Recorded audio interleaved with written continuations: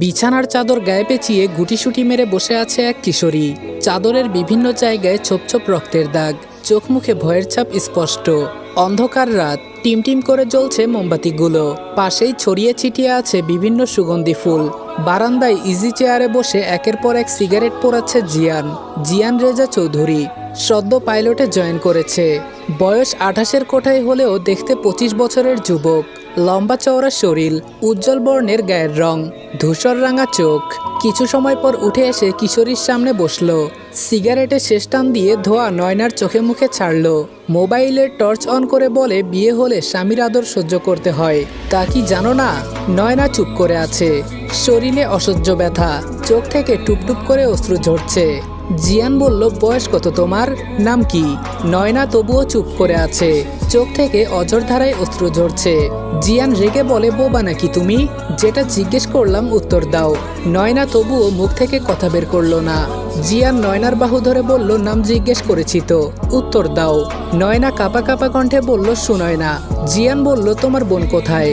নীলাঞ্জনা কোথায়? সুনয়না বলল, আমি জানি না। জিয়ান বলল, আমাকে বিয়ে কেন করলে? কবুল কেন বললে? তোমাকে শোপিসের মতো সাজিয়ে রাখার জন্য বিয়ে করিনি। ভালো না বাসলেও আমি প্রাপ্তবয়স্ক পুরুষ। আমার শারীরিক চাহিদা আছে, সেটা তো বউ হিসেবে তোমাকে পূরণ করতে হবে। কবুল যখন বলেছ তখন তো আর নিস্তার নেই। এটা বলেই নয়নাকে আবার কোলে তুলে নিল। নয়না কাঁদো কাঁদো কণ্ঠে বলে, প্লিজ আমাকে ছেড়ে দিন, আমি আর সহ্য করতে পারবো না। অনেক ব্লিডিং হচ্ছে, আমার পুরো শরীর ব্যথা করছে, প্লিজ ছেড়ে দিন। আর ব্যথা দেবেন না ভাইয়া। জিয়ান বলল, বয়স কত তোমার? সুনয়না বলল, ছেড়ে দিন আমাকে, আমি সত্যি বলছি আমি মরে যাব। জিয়ান নয়নাকে বেডে রেখে লাইট অন করলো। নয়না আরো ভালো করে নিজের শরীরে চাদর পেঁচিয়ে নিল। এলোমেলো চুল, ফর্সা চেহারাটা লাল হয়ে আছে, চোখে লেপটে আছে কাজল, ঠোঁট জোড়া ফুলে উঠেছে। মেয়েটাকে দেখে এবার মায়া হচ্ছে জিয়ানের। জেদের বসে এইটুকু মেয়ের সাথে জোর জবরদস্তি করা উচিত হয়নি। জিয়ান নরম স্বরে বলল, এখনো ব্লাড আসছে? নয়না মাথা নাড়িয়ে সম্মতি জানালো। জিয়ান বলল, ওয়াশরুমে যাও আর চেঞ্জ করে আসো। নয়না উঠতে যেয়ে হোঁচট খেয়ে পড়ে গেল। জিয়ান নয়নাকে কোলে তুলে ওয়াশরুমে নিয়ে আসলো। নয়নার শরীরে পানি লাগতেই শরীর জ্বলে উঠল। জিয়ান নয়নাকে শাওয়ারের নিচে দাঁড় করিয়ে দিয়ে বাহিরে চলে আসলো। বেডের পাশে বসে নিজের ফোনের স্ক্রিনে এক দৃষ্টিতে তাকিয়ে আছে। কি সুন্দর হাস্যোজ্জ্বল মুখখানা। কে বলবে এই মেয়েটি তাকে চরমভাবে ঠকিয়েছে? আসলেই কি স্বার্থের দুনিয়ায় ভালোবাসা ঠুনকো? এর মধ্যে শীতে কাঁপতে কাঁপতে জিয়ানের একটু দূরে দাঁড়িয়ে নয়না বলে, আমার প্যাড লাগবে। জিয়ান বলল, আমি কি তোমার চাকর? আমাকে কেন বলছো?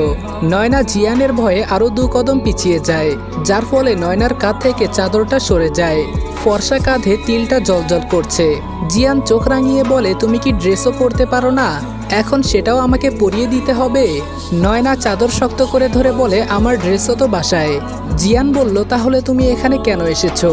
নয়না কিছু বলবে তার আগে জিয়ান নয়নার দিকে একটা টি শার্ট আর জিন্স বাড়িয়ে দিয়ে বলে, আজকের মতো ম্যানেজ করো, কালকে একটা ব্যবস্থা করব। নয়না বলল, কিন্তু প্যাড? জিয়ান বলল, প্যাড দিয়ে কি করবে? নয়না পায়ের নখ দিয়ে দেয়ালে আঁচড় কাটছে। জিয়ান বলল, বলো। নয়না মিনমিন করে বলল, পিরিয়ড। জিয়ান বলল, প্রথমবার তাই ব্লাড বের হয়েছে, এখন থেকে আর বের হবে না, চুপচাপ এগুলো পরে শুয়ে থাকো। নয়না ওয়াশরুমে এসে টি শার্ট পরতেই হাঁটুর নিচ পর্যন্ত ঢেকে গেল। 6 ফুট লম্বা চওড়া বডির টি শার্টের ভেতর নয়না ছানাপোনা। জিন্সটাও পরে 2 হাতে ধরে আবার রুমে আসলো। জিয়ান নয়নার দিকে একবার তাকালো, তাকিয়ে কোনো মতে নিজের হাসি চেপে রেখে বলে, বাঁ পাশে শুয়ে পড়ো। নয়না চুপচাপ গুটিসুটি মেরে শুয়ে পড়ল। মাহফুজা বেগম বালিশে মুখ গুজে ফুপিয়ে কেঁদেই চলেছে। মাহবুব তালুকদার এবার উঠে বসলেন। বেড সাইডে থাকা সুইচ টিপ দিয়ে লাইট অন করলেন।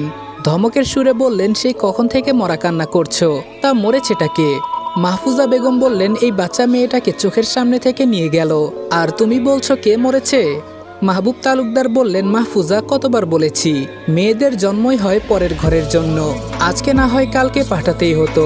মাহফুজা বেগম বললেন, তাই বলে আমার বাচ্চা মেয়েটাকে বিয়ে দিয়ে পাঠিয়ে দিবে? মাহবুব তালুকদার বললেন, আমি যা করেছি এই তালুকদার বংশের মান সম্মান আর ভালোর কথা চিন্তা করেই করেছি, আর তাছাড়া ছেলেও ভালো আর বংশীয়। মাহফুজা বেগম বললেন, সবসময় তুমি ভালোই করো, তবে সেটা তোমার ভাইয়ের জন্য নয়তো তার পরিবারের জন্য, কিন্তু সেসবে আমার মেয়েটাকে কেন কুরবানি দিলে? মাহবুব তালুকদার বললেন, আমার মেয়ে আর আমার ভাইয়ের মেয়ে আমার কাছে আলাদা না। নীলাঞ্জনা একটা ভুল করেছে, তার ভুলের জন্য আমরা শাস্তি দেব, কিন্তু সমাজের মানুষের কাছে নিজের মেয়ের সম্মান নিয়ে কথা উঠুক সেটা তো হতে দিতে পারি না। নাজিম চৌধুরীর যেমন নাম তেমন তার দাপট। তার একমাত্র ছেলে জিয়ান রেজা চৌধুরী। যদি তাদের প্রস্তাবে রাজি না হতাম তাহলে সমাজে মুখ দেখানোর মতো অবস্থা তারা রাখতো না। মাহফুজা বেগম বললেন, বাহ, নিজের ভাইয়ের মেয়ের সম্মান রক্ষা করার জন্য নিজের মেয়ের জীবন বলি দিয়ে দিলে। মাহবুব তালুকদার বললেন, বলি কেন বলছো? মেয়ে আমার ভালো থাকবে। মাহফুজা বেগম বললেন, তা তো থাকবেই, এখনো এসএসসির গণ্ডি পেরোতে পারলো না, সেই মেয়েকে একটা প্রাপ্তবয়স্ক পাইলটের গলায় ঝুলিয়ে দিলে, এখন বলছো মেয়ে আমার ভালো থাকবে। তুমি কি সত্যি সুনয়নার নিজের বাবা? এমন বাবা যেন কোনো মেয়ের না হয়। মাহবুব তালুকদার বললেন, হ্যাঁ, আমি পৃথিবীর সবচেয়ে স্বার্থপর বাবা। মাহফুজা বেগম বললেন, তুমি মনে রেখো, আমার মেয়ের শরীরে একটু আঁচড় লাগলে আমি কাউকে ছেড়ে দিব না, জেলের ভাত খাওয়াবো সবাইকে, ভুলে যাব কার সাথে আমার কি সম্পর্ক। মাহবুব তালুকদার উঠে এসে বারান্দায় দাঁড়ালেন। রাত বাজে 1:25। এখন কি কল করা ঠিক হবে? 7-5 ভাবতে ভাবতে কল করে বসলেন নাজিম সাহেবকে। নাজিম সাহেব ভ্রুকুচকে কলটা রিসিভ করলেন। গম্ভীর কণ্ঠে বললেন, এখন আর কি বলার বাকি আছে তালুকদার সাহেব? মাহবুব তালুকদার বললেন, রাগ অভিমান করাটা স্বাভাবিক, কিন্তু ভাগ্যের খেলা আমাদের তো বোঝা দেয়। নাজিম চৌধুরী বললেন, যেটা বলার জন্য কল করেছেন সোজা সেই পয়েন্টে আসুন। মাহবুব তালুকদার বললেন, আমার মেয়েটা নাবালিকা, এখনও তার 18 বছর হতে 2 বছর বাকি। আপনার ছেলেকে বলবেন আমার মেয়েটার সাথে যাতে কোনো রকম খারাপ কিছু না করে। নাজিম চৌধুরী বললেন, নাবালিকা মেয়েকে বিয়ে দেওয়ার সময় মনে ছিল না? এখন নিজের ছেলেকে এসব আমি কোন মুখে বলবো? মাহবুব তালুকদার বললেন, ভাই, আমার মেয়েটাকে নিজের মেয়ে মনে করে একটু খেয়াল রাখেন। নাজিম সাহেব কল কেটে দিয়ে বলেন, নাইস জোকস, একটা 27 বছরের যুবকের বউ কিনা নাবালিকা। মিতা বেগম বললেন, কি বলো? তাহলে যাও ছেলেটাকে আটকাও, রাগের বসে মেয়েটার সাথে কি না কি করে ফেলবে। নাজিম চৌধুরী বললেন, তোমার ছেলের রাগ তোমার অবশ্যই জানা, কতবার বলেছি এই মেয়েকে বিয়ে করতে হবে না, না করবেই করবে। কি হলো রেজাল্ট? মেয়ে আরেক ছেলের সাথে পালিয়ে গেল। শেষে কি হলো? তারা আরেকটা মেয়েকে আমাদের ছেলের গলায় ঝুলিয়ে দিল। এবার যা হওয়ার হোক, তুমি চুপচাপ ঘুমাও। মিতা বেগম বললেন, এসবে বাচ্চা মেয়েটার কি দোষ? ও তো ভিকটিম, সবাই ওর উপর চাপিয়ে দিল সব। সকালের আলো রুম জুড়ে ছড়িয়ে পড়তেই উঠে বসলো জিয়ান। আড়মোড়া ভেঙে তাকাতেই দেখে বেডে রক্ত লেগে আছে। নাক মুখ কুচকে উঠে পড়ল।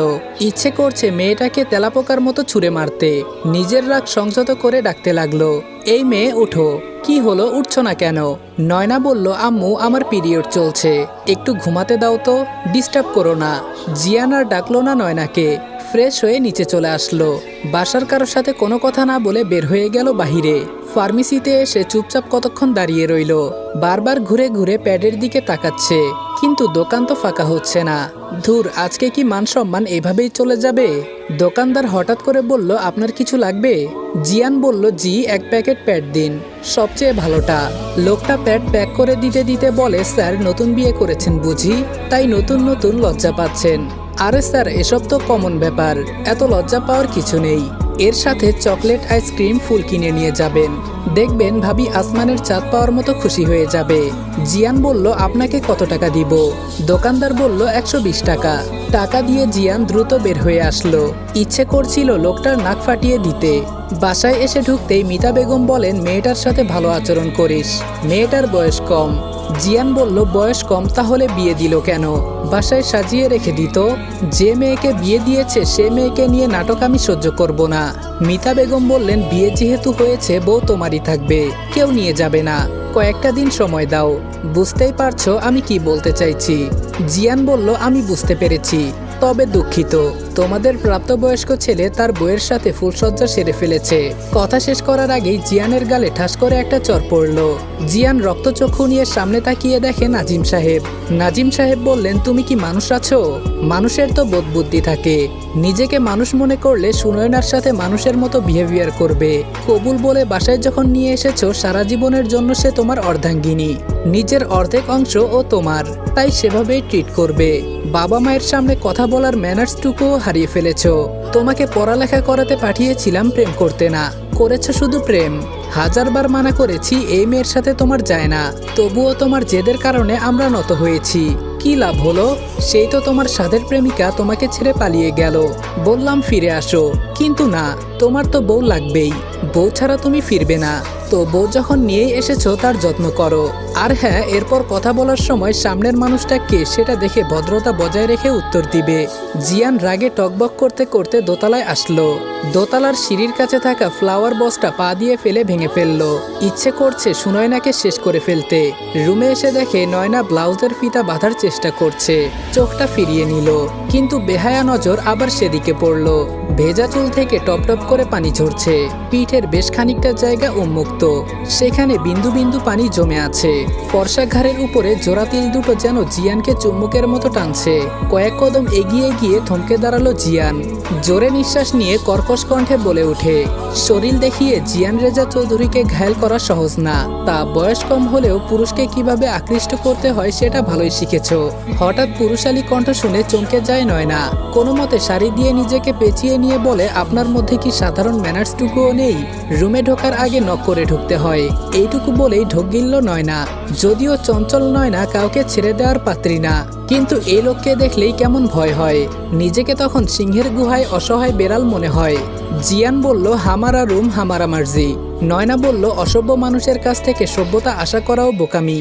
এক প্রকার মুখ ফসকেই কথাটা বের হয়ে গেল। সাথে সাথে ঠোঁট কামড়ে নিজেকে সামলানোর চেষ্টা করলো। বুকের ভেতর কেমন ধুকবুক করছে।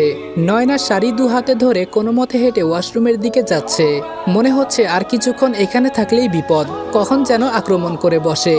হুট করে জিয়ান নয়নার সামনে এসে দাঁড়ালো। নয়না 2 কদম পিছিয়ে গেল। জিয়ান 2 কদম এগিয়ে আসলো। নয়না ভীত কণ্ঠে বলল, সামনে থেকে সরুন। কি করছেন? জিয়ান হুট করে সারি ভেদ করে নয়নার উন্মুক্ত কোমর আঁকড়ে ধরে নয়নাকে নিজের অনেকটা কাছে নিয়ে আসলো। নয়না চোখ বন্ধ করে নিল। হার্ট এত জোরে বিট করছে মনে হচ্ছে কেউ তবলা বাজাচ্ছে। ভেঙে ভেঙে বলল, প্লিজ ছাড়ুন। জিয়ান বলল, অসভ্যতা করা এখনো বাকি। এটা বলেই নয়নাকে ঘুরিয়ে নয়নার পিঠ নিজের বুকের সাথে মিশিয়ে নয়নার কাঁধে মাথা রেখে বলে, বড্ড আদুরে তুমি। বিয়ে যখন হয়েছে বাসরটাও সেরে ফেলি। এত কিউট টেডি বিয়ারের মতো বউকে আদরে আদরে ভরিয়ে দিতে হয়। কে জানে এই বিয়ে কয়দিন টেকে।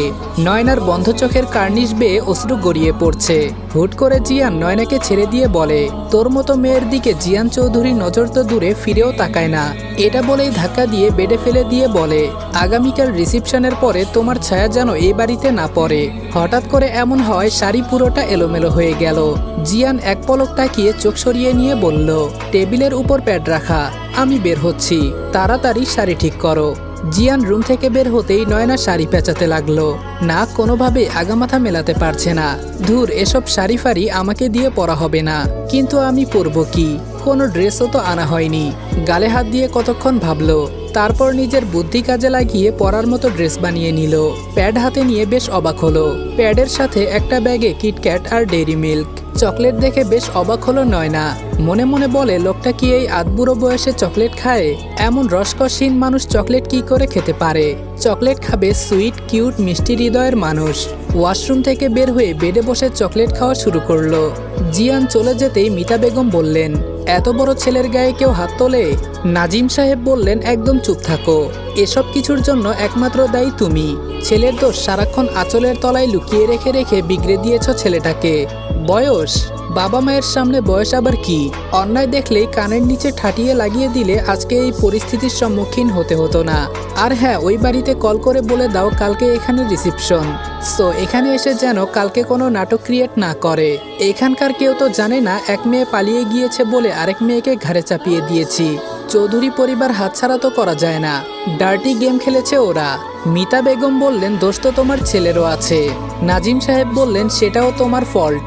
আমি তখন তোমাকে বললাম আমি দেখে নিচ্ছি রেজাকে। তখন তুমি বললে, দয়া করে ভরা আসরে সিন ক্রিয়েট করো না, যা হচ্ছে হতে দাও। জিয়ান রুমের সামনে এসে দাঁড়িয়ে চোখ বড় বড় করে তাকিয়ে আছে।